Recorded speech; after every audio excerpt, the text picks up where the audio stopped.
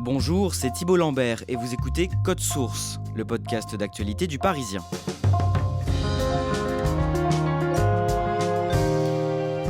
Les pouvoirs publics ne rigolent plus avec le protoxyde d'azote.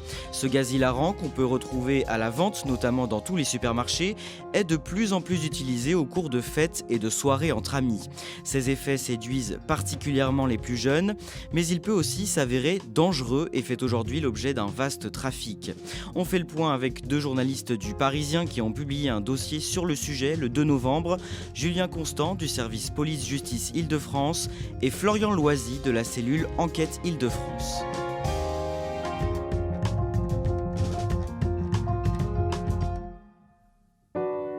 Florian Loisy, le 21 juillet 2020, dans Le Parisien, vous décrivez une drôle de pratique à Paris sur les Champs-Élysées. Il y a des rodéos de trottinettes effectués par des jeunes qui sont donc sur ces trottinettes électriques, un ballon de baudruche à la bouche, et à l'intérieur se trouve du gaz hilarant, le protoxyde d'azote, qui les désinhibe complètement et les fait zigzaguer et oublier complètement tous les risques. C'est une pratique qu'on peut retrouver quasiment tous les soirs, du vendredi soir au dimanche soir. Pour eux, l'objectif, c'est de s'amuser et d'être le premier arrivé en bas des Champs-Élysées sur les trottoirs. On va voir dans cet épisode de Code Source que les pouvoirs publics ont beaucoup de mal à lutter contre ce phénomène. Mais commençons d'abord par rappeler l'essentiel à savoir sur ce produit. Julien Constant, c'est quoi le protoxyde d'azote ? Le protoxyde d'azote, c'est un gaz incolore qui a une saveur et une odeur un petit peu sucrée et qui est utilisé par essentiellement la jeunesse comme une drogue euphorisante. À quoi ça sert normalement ? C'est un gaz qui est utilisé comme antalgique et analgésique pour que les gens ne souffrent pas. Et il est aussi distribué dans des petites capsules qui servent à propulser la crème chantilly dans des bombes. Florian Loisy, à ce moment-là, en 2020, où peut-on acheter du protoxyde d'azote ? Dans à peu près tous les supermarchés, certains petits vendeurs locaux d'ailleurs se mettent à en vendre aussi compte tenu de l'engouement pour ce produit. Ceux qui en consomment comme gaz hilarant, comment est-ce qu'ils le prennent concrètement ? Ils récupèrent ces petites capsules, ils le mettent dans un siphon. Dans ce siphon, normalement, ce gaz permet de propulser la chantilly qu'on met dedans. Si on ne met pas de chantilly, on ne propulse que le gaz.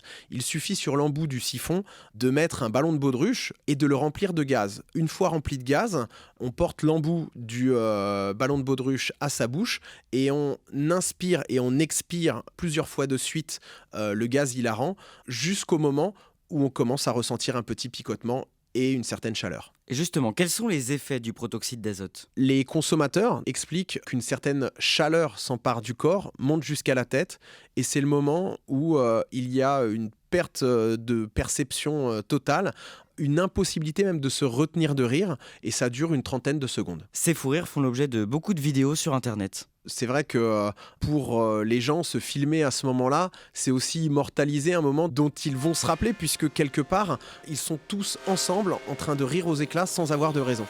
Vas-y, continue. Plus vite. Plus vite.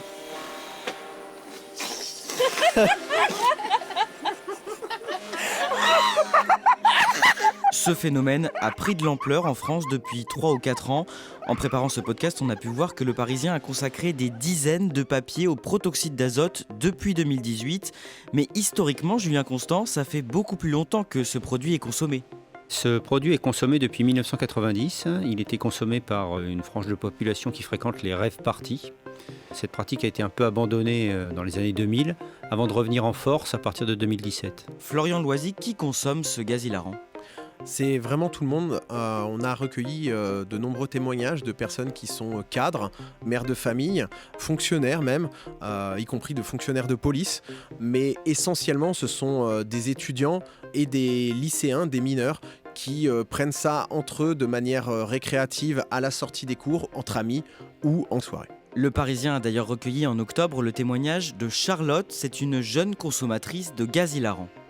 Enfin, moi, j'ai constaté aucun effet indésirable. C'est pour ça que j'ai recommencé. Je trouvais ça plutôt rigolo. Je préfère tester ça plutôt que boire d'alcool au final.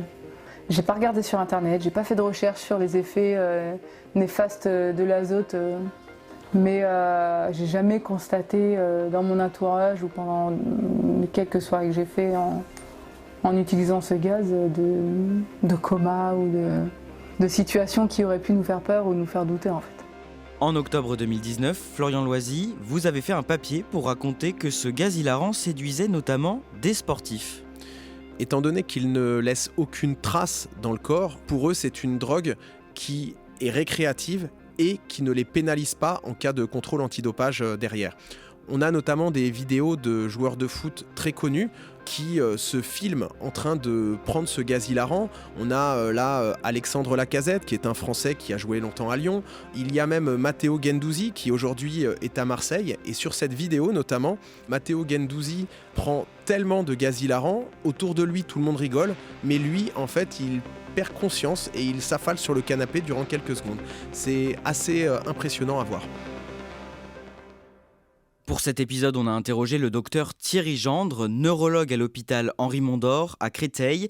Il nous rappelle que ce gaz est toxique pour le système nerveux. Le protoxyde d'azote, selon lui, peut être dangereux en cas de consommation excessive.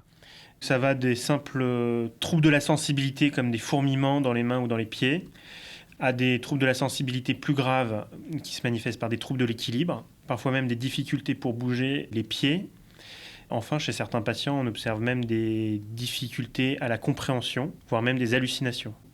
On a peu de recul sur l'évolution de ces troubles-là, puisque le mauvais usage de ce produit est finalement assez récent. On sait qu'on ne peut pas récupérer si on n'arrête pas la consommation du produit toxique. Julien Constant, est-ce que le fait d'ingérer du protoxyde d'azote peut s'avérer mortel ? Depuis 2017, on a relevé 5 décès liés à la consommation de protoxyde d'azote. Néanmoins, nous sommes confrontés à une difficulté, c'est-à-dire que ce gaz s'élimine très rapidement de l'organisme. Donc le médecin légiste, durant l'autopsie, ne peut pas déterminer que l'ingestion de protoxyde d'azote a causé le décès, parce qu'au final, toutes ces personnes décèdent d'une crise cardiaque. Florian Loisy, est-ce qu'on peut devenir accro au protoxyde d'azote ?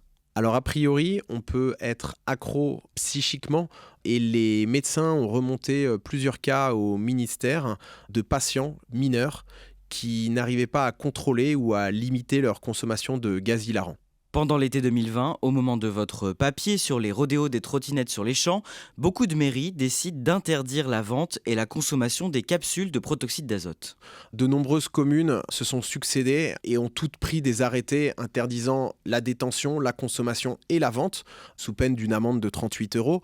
En Ile-de-France, on a eu Aulnay-sous-Bois en Seine-Saint-Denis, on a eu également Brunoy dans l'Essonne, on a eu Cergy-Pontoise et ailleurs en France, on peut citer Cannes, Maubeuge, qui notamment durant l'été, avec l'affluence de touristes et de jeunes, ont décidé de vraiment limiter au maximum ce fléau, puisqu'au-delà de la consommation même, c'est aussi une vraie catastrophe écologique, notamment sur le littoral, puisque au petit matin, des centaines de petites capsules en aluminium jonchent le sol, vestige des prises de la veille de gaz hilarant entre jeunes. Et en voyant ces capsules, dans les rues, les pouvoirs publics se rendent compte que ce phénomène prend de l'ampleur depuis plus d'1 an, y compris pendant la crise sanitaire. Le Covid n'a absolument pas stoppé la consommation de protoxyde d'azote.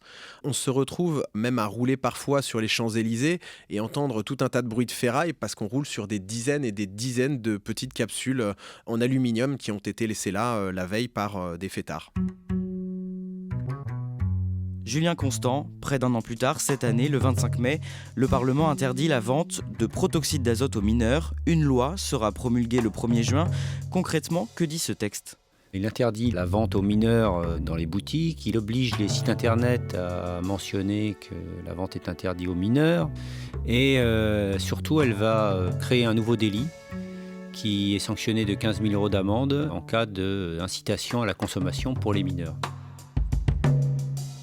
Et malgré l'interdiction, certains commerces continuent d'en vendre. Bien sûr, dans les grands supermarchés, les hypermarchés, au rayon cuisine, n'importe qui peut encore en trouver. Les personnes en ont besoin pour justement monter leur crème chantilly.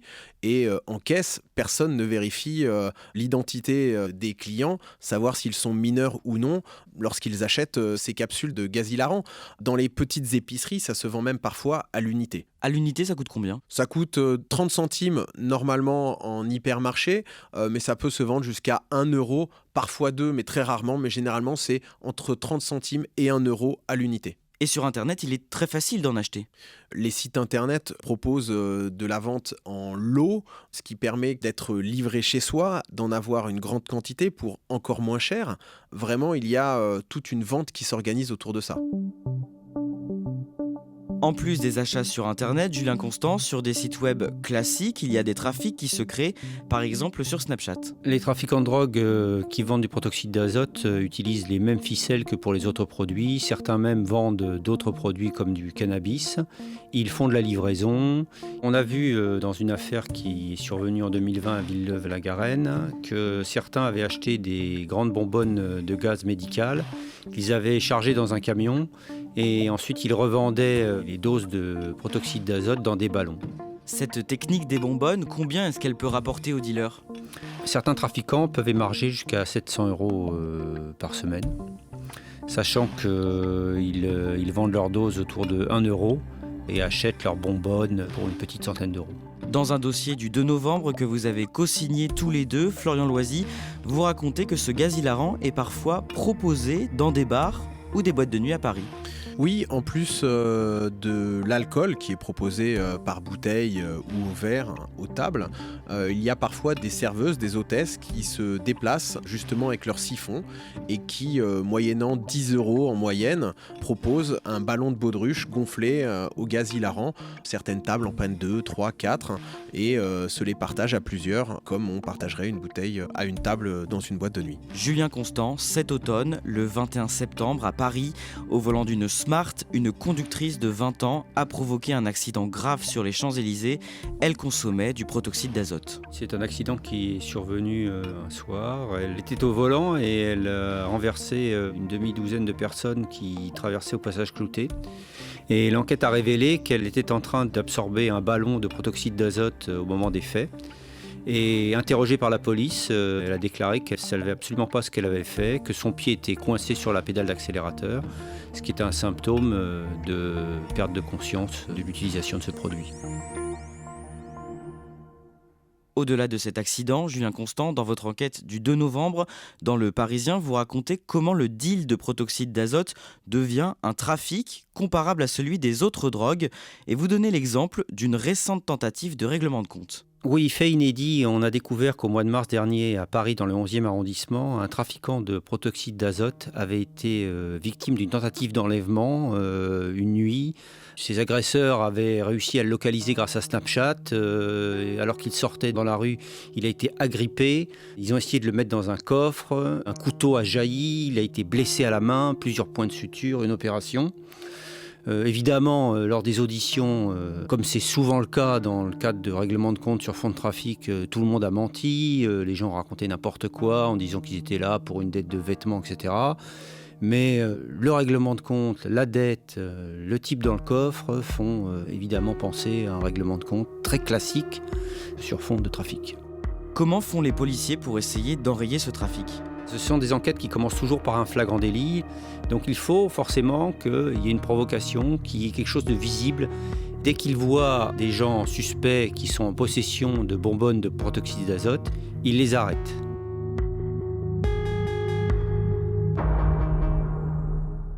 Le protoxyde d'azote est légal, la justice a donc beaucoup de mal à remonter ces trafics. Julien Constant, au mois de septembre dernier, dans un papier pour Le Parisien, écrit avec vos consoeurs Valérie Mao et Nathalie Revenu, vous donnez l'exemple d'une procédure ratée après une saisie importante de protoxyde d'azote à Montreuil. Tout à fait. À Montreuil, le 9 septembre dernier, les policiers sont tombés sur une quantité importante de bonbonnes de protoxyde d'azote. Il y avait au total 2000 bonbonnes, ce qui est assez important. Et ce qui induit l'idée qu'il peut y avoir un trafic. Mais pour poursuivre sur du trafic, il aurait fallu déterminer que ce soit du travail dissimulé. Par conséquent, il faut un patron et des salariés. Ou alors, il faut déterminer que ces bonbonnes étaient destinées à la vente pour des mineurs. En l'occurrence, quand on découvre 2000 bonbonnes et rien d'autre, on ne peut pas l'établir que ces bonbonnes étaient destinées aux adolescents qui consomment du protoxyde d'azote. Julien Constant, un autre département d'Île-de-France, les Hauts-de-Seine, a adopté une autre stratégie. Ils ont opté pour le délit d'administration de substances psychotropes ou vénéneuses, Plusieurs personnes ont été déférées devant le tribunal, certaines ont été relaxées et finalement 2 hommes ont été condamnés à des peines de 8 et 10 mois ferme. C'est la première condamnation qui a été prononcée en France sur ce type de délit. Mais Julien Constant, visiblement, les trafiquants s'adaptent en se déplaçant. Il semblerait que les trafiquants aient compris que le parquet de Nanterre était capable de les poursuivre, car les magistrats de la juridiction ont noté qu'ils avaient beaucoup moins d'affaires récemment. Et on peut en déduire qu'effectivement, les trafiquants de protoxyde d'azote préfèrent rester à Paris ou dans des départements où ils sont moins poursuivis.